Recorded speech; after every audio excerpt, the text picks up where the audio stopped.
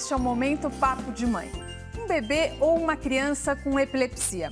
Ao receber este diagnóstico, pais e mães precisam se adaptar a esta realidade. Surgem muitas dúvidas sobre tratamento e sobre como lidar com as crises. Para este papo, convidamos a neuropediatra Letícia Sampaio e a Andréia Navarro, mãe da Caroline, de 9 anos, e do Eduardo, de 5. É o Eduardo que tem epilepsia? Sim, é o Eduardo. E como foi que você descobriu, Andréia? Foi com exames ou foi com alguma crise? Foi com uma crise. Ele teve a princípio, a primeira crise foi em agosto de 2014. Foi isolada e quando foi em março de 2015 ele voltou, aí eram várias, né? Várias no dia, ele ficou internado num período de quase 2 meses, 2 vezes foi parar na UTI. Nossa, e como eram essas crises? Ele tinha diversos tipos de crises, ele tinha generalizada, ele tinha uma de queda de cabeça, ele tinha aquela que é...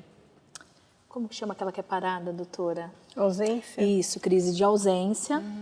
Mas eram diversas. Tinha algumas que você passava muito despercebido. Eu imagino o quanto você ficou assustada, né, Andréia? Porque a gente não sabe, em princípio a gente não sabe muito sobre o assunto, né? Doutora Letícia, explica pra gente o que é a epilepsia. Então, a epilepsia, assim, ela pode acontecer tanto em criança quanto em adulto, né? E ela começa de repente, né? São crises, e tem vários tipos de crise, por isso que ela está falando, ele tinha diferentes tipos de crise, né?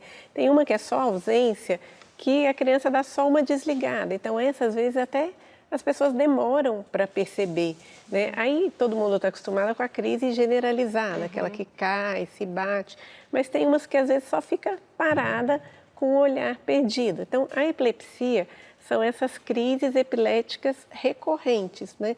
Quando ela começa a se repetir. E pode aparecer em bebê, por exemplo, doutora? Pode aparecer no primeiro ano de vida, pode aparecer na infância e pode aparecer também em adulto. Então, alguém que nunca teve nenhum sintoma, ele estava com quantos anos? 2 anos. Com 2 anos, até os 2 anos não tinha tido nada? Não, que a gente tivesse notado, não. Por isso que as pessoas se assustam, né? Porque começa de repente, ninguém espera, né? E como às vezes perde ou altera a consciência, então é uma coisa que chama atenção, né? E a pessoa fica abalada. A Andréia até comentou que ele foi parar na UTI. Por que ele foi parar na UTI? Porque os medicamentos que estavam sendo dados para ele não estavam controlando. Ele teve ele teve mais de 16 crises e no quarto que nós estávamos, né, internado, não tinha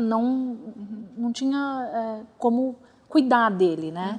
Aí a gente ficou mais de 7 dias na UTI, depois a gente passou mais ou menos uns 15 dias, tivemos alta, eu fiquei acho que uns 3 dias em casa, ele teve 9 crises em casa, quando a gente chegou no hospital ele desencadeou mais crises e já foi direto novamente para a UTI. Doutora, é normal ter tantas crises assim? Eu acho que o que as pessoas ficam assim se perguntando é o que fazer no momento da crise.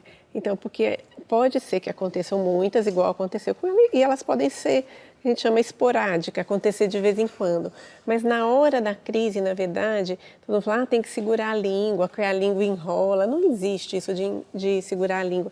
Na verdade, dá uma contração muito forte aqui na boca. Então, o que você tem que fazer é proteger a pessoa para não se machucar. Deita de lado, protege a cabeça, coloca de lado para se vomitar, não aspirar para o pulmão e espera passar, que geralmente dura em torno de 2, 3 minutos e passa.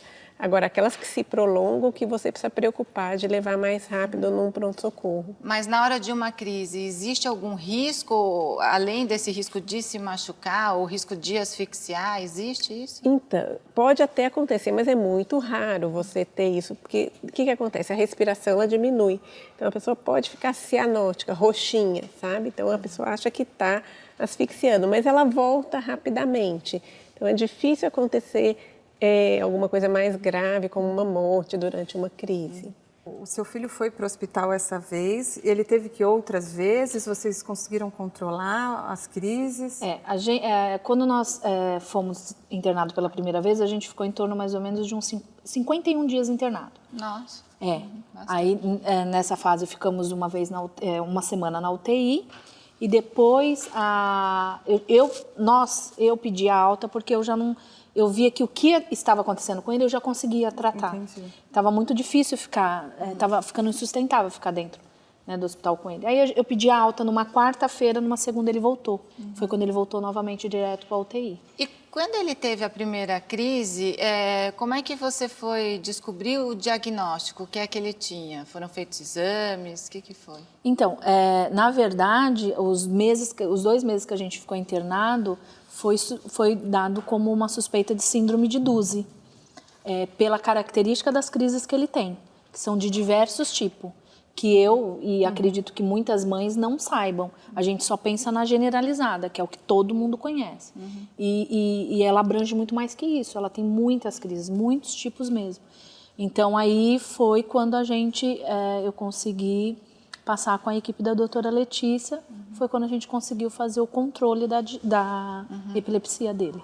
Então, no próximo bloco, eu vou pedir para a doutora Letícia explicar como é que é feito esse diagnóstico para descobrir que é epilepsia, que é importante, inclusive, para determinar o tratamento, né?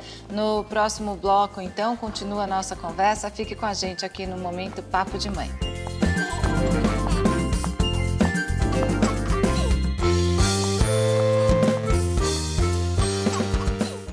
Estamos de volta com o Momento Papo de Mãe e hoje a nossa conversa é sobre epilepsia. Doutora Letícia, como fecha o diagnóstico de epilepsia? Tem algum exame ou é só clínico?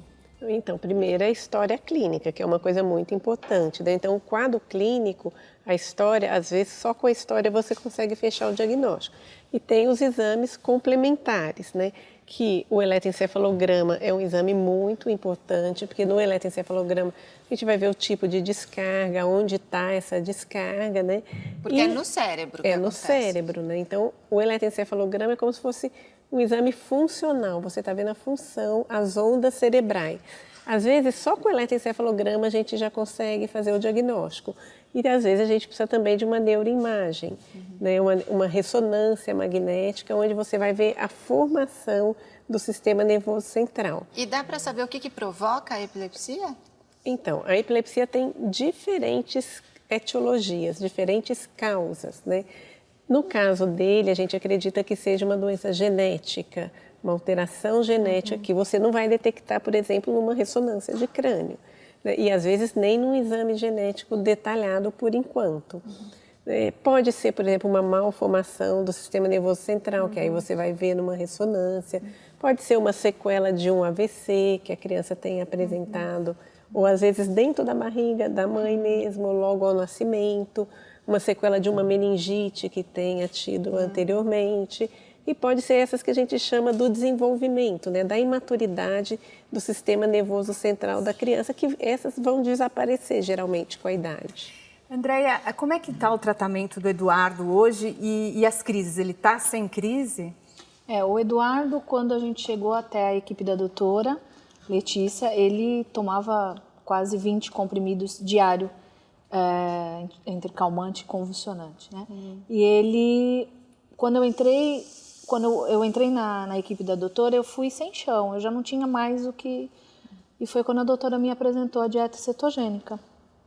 Foi na dieta cetogênica que a gente conseguiu, sim, controlar essas crises convulsivas dele. Nossa, o que é essa dieta? É como se fosse uma medicação. Porque, assim, o tratamento para epilepsia, a primeira coisa é medicamento. Você vai dar um medicamento. Cerca de 60% das pessoas vai controlar com a primeira medicação que você dá. Aí você passa por uma segunda medicação, essa não controlar, tem que trocar. Mais 15% a 20% vão controlar com uma segunda medicação. A partir da terceira já fica de mais difícil o controle, que a gente chama refratário ao tratamento. Então, cerca de 30% das pessoas que têm a epilepsia refratária que não respondeu à medicação, a gente vai indicar essa dieta. Porque, assim, tem gente que acha que a dieta é um tratamento natural, não é um tratamento natural. Mas o que quer dizer cetogênica? Ela é cetogênica porque ela induz o seu organismo a produzir os corpos cetônicos. É uma dieta que ela é rica em gordura, tem muita gordura, é adequada em proteína, que você mantém a quantidade de proteína para a criança crescer adequadamente e tem muito pouco carboidrato. Mas aí elimina os remédios ou você tem que associar os remédios e a dieta cetogênica? No começo você associa. A partir do momento que a dieta funciona, você começa a Que reduzir as ótimo, medicações. porque é ótimo, você elimina, porque tem todos os efeitos colaterais também dos remédios, da medicação. Que a gente percebe. Ela não funciona para todo mundo, lógico, igual o remédio também não funciona para todo mundo. Mas cerca de 50% das pessoas que fazem, a gente vê uma resposta. Bom, que ótimo. E é muito pouco, assim, divulgada, sabe? Que bom que a gente está falando aqui. Isso. Doutora Letícia, chegaram muitas dúvidas de telespectadores pelo nosso Facebook. A Fabiola Rodrigues, de São Paulo, escreveu o seguinte: tem um filho de 3 anos e ele foi diagnosticado com síndrome DUZI, um tipo de epilepsia. Gostaria de saber mais informações sobre isso. Essa é a DUZI, é o que o Eduardo tem. Uhum. Eu não vi muitos benefícios com o medicamento, e sim com a dieta. Com a dieta, praticamente, as crises dele, eu posso te dizer que zerou. Somente com a dieta. A gente fez quase 2 anos e meio. Hoje ele já saiu agora da dieta, mas ele está, assim, totalmente saudável. A criança nasce com essa síndrome e os sintomas são... Na verdade, assim, essa síndrome a gente acredita que ela tem origem genética, né? Então, você tem uma tendência a ter. Então, chega numa certa idade, ela manifesta. Geralmente, ela falou que ele caía, são crises de queda que começam. Então, a criança normal, uma criança que não tem nada, está andando, de repente, ela começa a cair do nada. E aí pode se associar a outros tipos de crise, como a ausência, pode até ter generalizada. Só que para essa síndrome, assim, geralmente a primeira medicação que a gente usa é o ácido valproico, o valproato. A gente pode associar uma outra medicação, clobazam, mas se ela já não responde a primeira, a segunda medicação, assim, é uma das que mais responde a essa dieta que ele fez. A epilepsia pode ser hereditária? Pode. Pode. Então, a gente até recebeu algumas perguntas, as mães perguntando se o pai ou um tio, alguém na família tem epilepsia, existe um risco maior do filho ter? Não quer dizer que obrigatoriamente vá ter, entendeu? Mas o que a gente sabe, assim, que nos familiares de pessoas que têm epilepsia, é mais comum você ter um pai que teve uma crise febril, não precisa ser obrigatoriamente uma epilepsia, mas não quer dizer que obrigatoriamente que tem, que vá ter também. Nosso tempo chegou ao fim. Andréia, muito obrigada pela Eu que agradeço presença. de poder estar falando sobre essa dieta. As crianças também, que vieram aqui participar. Letícia, muito obrigada pelas orientações. Quem quiser saber mais sobre a dieta cetogênica, tem algum site? Tem. Instituto Ceto Brasil. Já está no ar e aí as pessoas encontram algumas informações lá. E tem outros sites também que a gente colocou o link lá nesse site. E deixando claro, então, que a epilepsia ela pode ser curada, assim, ao longo da vida, né? Pode. Não quer dizer que a pessoa em criança, vai ter... pode desaparecer e ficar curada. Ele desapareceu e ficou curado. Então, ótimas as crianças ali. E obrigada também a você que nos assiste. Os programas que já foram ao ar estão no nosso canal no YouTube. Confira e até a próxima.